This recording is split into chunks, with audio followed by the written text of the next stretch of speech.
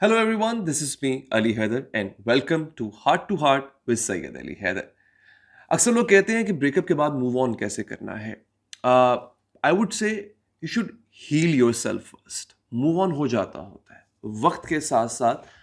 आप move on कर जाते हैं बट जो प्रोसेस हीलिंग का है वो बड़ा कम्बरसम होता है, बड़ा मुश्किल होता है. You don't know how to heal those wounds. वो जख्म जो आपको मिल जाते हैं during the process of breakup, वो आपको आपको कैसे उन जख्मों को भरना है, उनको ठीक कैसे करना है.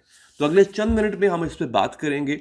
इसके लिए मैं ऑलरेडी कुछ काम कर चुका हूं. मेरे इंस्टाग्राम का लिंक डिस्क्रिप्शन में है, आप जाके देख सकते हैं. बट आज डिटेल्ड बात हम इस पर करने जा रहे हैं.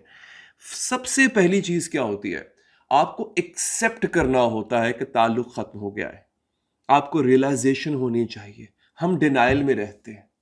उस डिनाइल के लिए हम जस्टिफिकेशंस तलाश कर रहे होते हैं. हमें कोई ना कोई बहाना चाहिए होता है कि नहीं, वो शायद गुस्से में होगा, वो शायद इस वक्त किसी खास फेज में है, इस वजह से वो ऐसा कर रहा है. नहीं, सबसे पहले हमें रियलाइजेशन करनी है. हमें ये जानना है कि हाँ, वो हमें छोड़ के जा चुका है, ताल्लुक खत्म हो गया है, ब्रेकअप हो चुका हुआ है. चाहे वो कोई शादी हो, डिवोर्स हो चुकी हो, वैसे ताल्लुक हो, उसका खात्मा हो चुका हो. You need to understand the fact कि यस, इट्स डन. उसका गम बहुत शदीद होगा, उसकी तकलीफ बहुत ज़्यादा होगी. ये एग्जैक्टली ऐसा ही होता है जब इससे कोई आपका अपना प्यारा दुनिया से चला जाता है. उस तकलीफ को जब आप महसूस कर लोगे, उसके बाद आपकी हीलिंग शुरू होगी. अभी थोड़ा और सफ़र लंबा है. ऐसा नहीं कि उसके अगले लम्हे आपने यहाँ पे एक्सेप्ट किया कि okay the breakup is done, आप अगले ही लम्हे ठीक हो जाओगे. नहीं, फिर अगला हिस्सा क्या आएगा, you will start missing that person. और उसका सबसे बड़ा ड्रॉबैक ये है that you will keep on poking that person. आप उसे मैसेज करोगे, ईमेल करोगे, स्टॉक करोगे, उसकी वीडियोस या पिक्चर्स को आप लाइक करोगे, उसको बताओगे कि हाँ, I am craving for you, I am looking for you.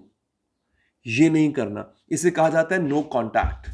जब आपका ब्रेकअप हो जाए, ताल्लुक खत्म हो जाए, तो अगर आप चाहते हैं कि आप हील करें, तो फिर उसका पहला रूल होता है नो कांटेक्ट. किसी किस्म का राब्ता.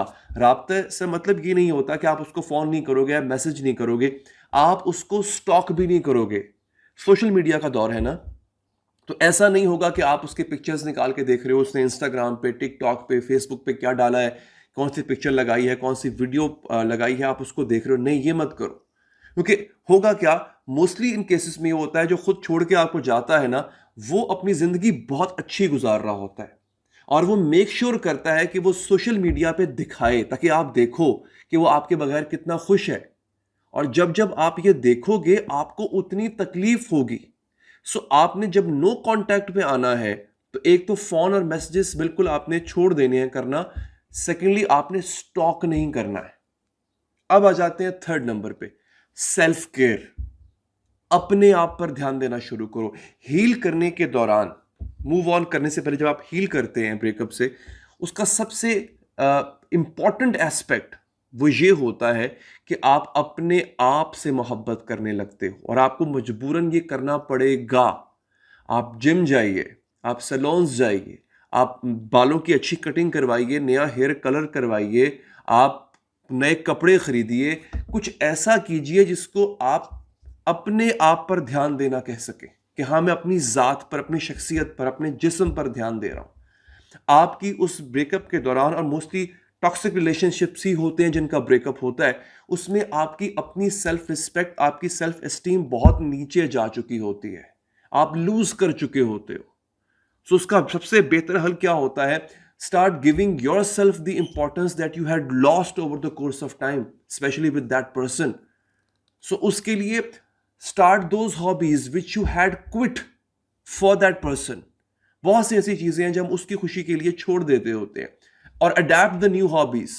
Start going into friends which you had left for that person, कि उसको पसंद नहीं था आपका ये दोस्त भी, वो दोस्त भी. You had quit going to those places and with those persons, people. Start getting along with them again. आप वो सब करें जो आपको अच्छा लगता था. इससे ये होगा, आपकी पर्सनैलिटी, आपकी शख्सियत में जो एक कॉन्फिडेंस लूज किया था आपने, you will start accumulating that again. आपको दोबारा वो मिलने लग जाएगा. और फिर आपको ये फीलिंग आएगी कि हाँ, जिसने आपको छोड़ा, जो आपको अबैंडन करके गया, आप उससे कहीं ज्यादा बेहतर हो. और ऐसा होता है, ऐसा 99% केसेस में वर्क करता है that you pass on that thing, फिर आपको फील नहीं होता, फिर वो अगर आपके सामने से गुजर भी जाए ना तो आपको महसूस नहीं होता। जिसका नाम सुनने से दिल की धड़कन तेज हो जाती थी, अब वो आपके सामने खड़ा है, आपको कुछ महसूस नहीं हो रहा, कोई इमोशन नहीं हो रहा। क्योंकि जब हम कहते हैं ना हील हो चुके हैं आप, उसका मतलब ये होता है कि आपको उसको देख के या उसके बारे में सोच के मोहब्बत तो छोड़े, गुस्सा भी नहीं आता, प्यार तो छोड़िए, नफरत भी नहीं होती है, कोई इमोशन ही नहीं है। जैसे कोई स्ट्रेंजर आपके सामने खड़ा हो तो आपको कोई इमोशन नहीं होता किसी भी किस्म का। तो ऐसे ही जब आप ये हीलिंग के प्रोसेस से गुजर चुके होगे, आपको उसके लिए किसी भी किस्म का इमोशन नहीं होगा। And that is the point my dear viewers, जब आप प्रॉपर तरीके से हील हो चुके होंगे और आप रेडी होंगे किसी नए रिलेशनशिप में जाने के लिए। सो आई होप मेरी ये एडवाइस आपके काम जरूर आएगी। कुछ क्वेश्चंस अगर आपको हो तो प्लीज आप कमेंट बॉक्स में पूछ भी सकते हैं। मेरे इंस्टाग्राम का लिंक डिस्क्रिप्शन में मौजूद है, आप वहां जाके मुझसे डायरेक्टली मैसेजेस पे बात भी कर सकते हैं। अपना बहुत ख्याल रखिए। Good bye.